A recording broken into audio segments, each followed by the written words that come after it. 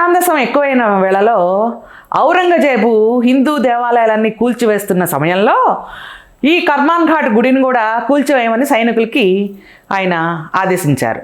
సైనికులు అనుకున్నారంట అది అందరూ చాలా పవర్ఫుల్ అని చెప్తున్నారు, వెళ్ళకపోతే ఈయన ఒప్పుకోడు, సరే వెళ్దామని వెళ్ళిన ఆ గుడి దరిదాపుల్లోకి వెళ్ళగానే వీళ్ళకి భీకరమైన శబ్దాలు, పులులు కాంటింపులు, పిడుగులు, ఉరుములు, అసలు భయభ్రాంతులైపోయి మళ్ళీ వెనక్కి వచ్చి మా వల్ల కాదు స్వామి, మేము ఆ గుడిని వెళ్ళను కూడా వెళ్ళలేకపోతున్నాం అంటే, మూర్ఖులారా మీరు ఆగండి అని స్వయంగా ఔరంగజేబే ఆ గుడి దగ్గరికి వచ్చి ఒక్కసారి పొలుగుని ఆ విగ్రహం ముందు ఇలా భూమిలోకి ఇలా వేయగానే పెద్దగా ఘీంకారము పిడుగుపడిందా అని చెప్పి ఔరంగజేబు చూస్తే ఇంకా పెద్ద పెద్ద సౌండ్స్ వస్తున్నాయంట.